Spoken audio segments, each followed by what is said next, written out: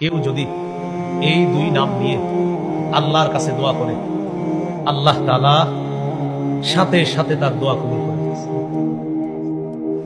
ইয়া হাইয়্যু ইয়া কাইয়্যুম আপনি অনেকবার বলবেন। একা একা চাদরটা মুড়ি দিয়ে মসজিদের এক কোনায় বৈশা দেখতেছেন সব মুসল্লিরা বের হয়ে গেছে। ঘরের কয়েকটা রুম আছে, একটা রুমে কেউ নাই, ওই জায়গায় বলবেন। স্ত্রী আরেক রুমে, সন্তানরা আরেক রুমে, আপনি একটু পেরেশানিতে আছেন। মেয়েটা 1.5 বছর 2 বছর হচ্ছে, বিয়ে দিতে পারতেছেন না, হয়ে হচ্ছে না, ব্যবসায় বরকত হচ্ছে না, পেরেশান, কাউকে বলতে পারছেন না।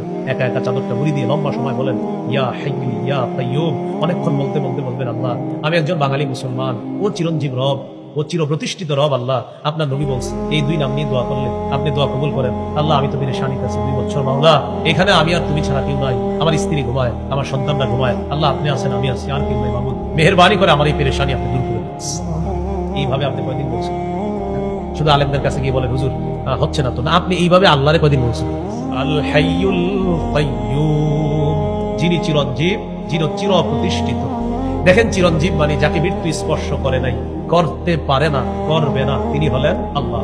সূরা আর রহমানের 26-27 নম্বর আয়াতে আল্লাহ বলেন কুল্লু মান আলাইহা ফানি ওয়া ইয়াবকা ওয়াজহু রাব্বিকা যুল জালালি ওয়াল ইকরাম। আল্লাহ তাআলা বলেন সব ধ্বংস হয়ে যাবে, একমাত্র তোমার মহামহিম রব, সম্মানের রব আল্লাহ বাকি থাকবে, আর সব ধ্বংস হয়ে যাবে। তাহলে বলেন তো যাকে মৃত্যু স্পর্শ করে না, করতে পারে না, করবে না, তিনি কে?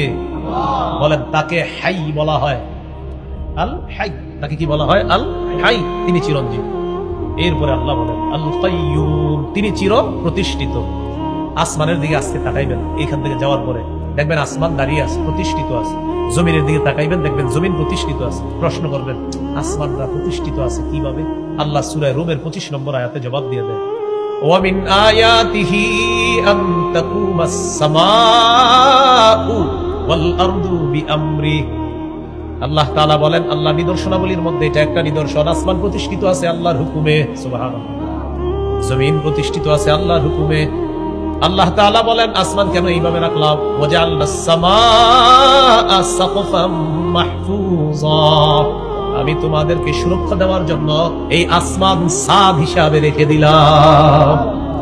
এবার জমিনের দিকে তাকাইবেন, হাঁটার সময় চিন্তা করবেন আমি তো সুন্দরভাবে হাঁটতেছি, জমিন আমাকে নিয়ে নড়ে না, চড়ে না, জমিনের নিচে পানি, আমি ভাসমান জমিনের উপর। উচিত ছিল ভাসমান জমির উপর এই পানির মধ্যে হেলতে থাকা, দুলতে থাকা। দেখেন আমরা সবাই স্থির বসা আছি, হেলি না কেন? কিন্তু আমরা তো পানির উপর। আল্লাহ তাআলা বলেন বুঝো না কেন? আমার হুকুমে জমিনটা দাঁড়ায় আছে। সুবহানাল্লাহ। এবার আল্লাহ তাআলা বলেন জানুনি কিভাবে দাঁড় করায় রাখলাম?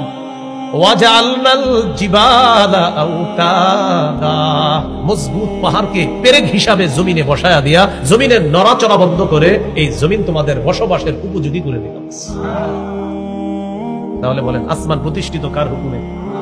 জমিন প্রতিষ্ঠিত কার হুকুমে? তবে চির প্রতিষ্ঠিত না। আসমান প্রতিষ্ঠিত, চির না। জমিন প্রতিষ্ঠিত, চির না। এই মাদ্রাসাটা প্রতিষ্ঠিত, চির প্রতিষ্ঠিত না। স্কুল কলেজের সামনে লেখা প্রতিষ্ঠিত 1900 এত সালে, চির না, চির প্রতিষ্ঠিত একজন। আল্লাহ হুকুম করবে আসমান ধ্বংস হবে, আল্লাহ হুকুম করবে জমিন ধ্বংস হবে, কিন্তু একজন তিনি প্রতিষ্ঠিত চির, তিনি হলেন একমাত্র কাইয়্যুম, তিনি হলেন আল্লাহ। এবার আমার সাথে বলেন ইয়া হাইয়্যু ইয়া কাইয়্যুম, বলেন ইয়া হাইয়্যু ইয়া কাইয়্যুম, ইয়া হাইয়্যু ইয়া কাইয়্যুম,